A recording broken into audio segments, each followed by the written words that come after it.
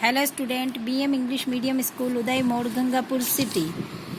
आज हम पढ़ेंगे क्लास 7। ये क्लास 7 की हिंदी व्याकरण की बुक है। क्लास 7 के हिंदी व्याकरण का चैप्टर नंबर 1 शब्द विचार। विचार व्यक्त करने के लिए अथवा आपस में बात करने के लिए शब्दों की आवश्यकता होती है। ध्वनियों का स्वतंत्र रूप में कोई अर्थ नहीं होता।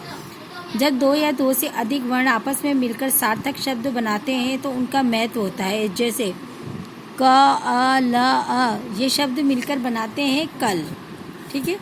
उपयुक्त शब्द एवं व्यंजन वर्णों के मेल से बने। ये शब्द स्वतंत्र रूप से अपना अपना अर्थ रखते हैं। यही शब्द जब वाक्य में प्रयुक्त होते हैं ये पद कहलाते हैं। सामान्य रूप से शब्द दो प्रकार के होते हैं, सार्थक शब्द और निरार्थक शब्द। शब्द दो प्रकार के होते हैं, सार्थक और निरार्थक। सार्थक शब्द कैसे कहते हैं? जिन शब्दों में कुछ निश्चित अर्थ होता है वे सार्थक शब्द कहलाते हैं। जैसे नदी, लड़का, भाषा सार्थक शब्द हैं। निरार्थक शब्द जिन भाषा का कोई निश्चित अर्थ नहीं होता वह निरार्थक शब्द कहलाते हैं। जैसे बोलचाल की भाषा में बोले जाने वाले वर्ड चाय, वाय, इसमें वाय का कोई मीन्स नहीं होता है तो ये निरार्थक शब्द हैं। शब्दों के भेद जैसे कि व्युत्पत्ति के आधार पर, उत्पत्ति के आधार पर, प्रयोग के आधार पर। व्युत्पत्ति के आधार पर शब्द भेद। व्युत्पत्ति के आधार पर 3 प्रकार के शब्द होते हैं, रूढ़ शब्द, यौगिक शब्द और यौगिक रूढ़ शब्द। जो रूढ़ शब्द, जो शब्द उन्हीं शब्दों के योग से बनते हैं तथा खंड कर देने के निरार्थक हो जाते हैं वे रूढ़ शब्द कहलाते हैं। ये शब्द किसी विशेष वस्तु के लिए प्रसिद्ध हो गए होते हैं, जैसे काला, लाल, पानी, माता, कान्हा।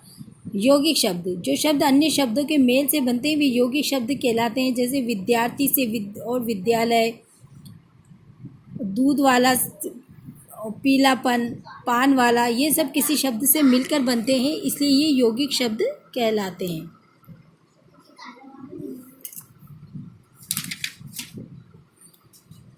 तीसरा है योग रूढ़ शब्द। ऐसे यौगिक शब्द जो सामान्य अर्थ को प्रकट ना करके किसी विशेष अर्थ को प्रकट करते हैं वे योग रूढ़ शब्द कहलाते हैं।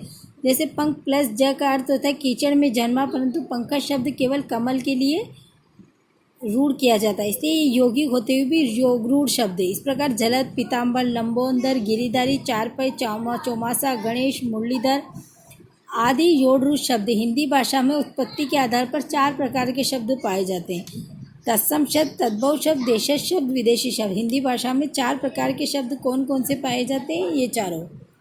इसमें से पहला है तत्सम शब्द। संस्कृत भाषा जो है वो हिंदी भाषा की जननी है। संस्कृत भाषा के वे शब्द जो बिना किसी परिवर्तन के हिंदी भाषा में काम में लिए जाते हैं वे तत्सम शब्द कहलाते हैं। जैसे अग्नि, आशा, चंद्र। तद्भव शब्द, संस्कृत भाषा में हिंदी भाषा के आते आते जिन शब्दों में थोड़ा बहुत अंतर आ जाता है वे तद्भव शब्द कहलाते हैं। जैसे आग, दूध, चांद, ऊँट, कुआं। देश शब्द, जो शब्द विभिन्न क्षेत्रीय ग्रामीण जन समुदाय द्वारा निर्मित होकर हिंदी की बोलियों के माध्यम में हिंदी भाषा में आए हैं वे देश शब्द कहलाते हैं। जैसे गाड़ी, लोटा, बेटा, जूता, ढेर, खुरपा। विदेशी शब्द, जो शब्द विदेशी भाषाओं और अंग्रेजी, अरबी, तुर्की, पुर्तगाली, हिंदी भाषाओं में आए हैं तो वे थोड़े परिवर्तन के साथ उन्हें अपना लिया गया, ये विदेशी शब्द हैं। जैसे मेज, कुर्सी, स्टेशन, तोप, तौलिया। वाक्यों के आधार पर 2 प्रकार के होते हैं, विकारी शब्द और अविकारी शब्द।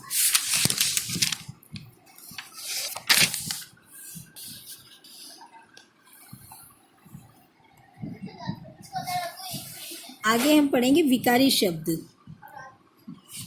विकारी शब्द वह होता है शब्दों में वचन, कारक, काल आदि के कारण परिवर्तन आ जा रहा है वे विकारी शब्द कहते हैं। संज्ञा, सर्वनाम, क्रिया, विशेषण विकारी शब्द, इनके प्रयोग के आधार पर परिवर्तन आ जाता है। जैसे संज्ञा लड़का, लड़के, लड़कों, लड़की, और सर्वनाम में तुम, तुम्हारा, तुम्हारे, ये सब विकारी शब्द दिए हुए हैं यहाँ पर।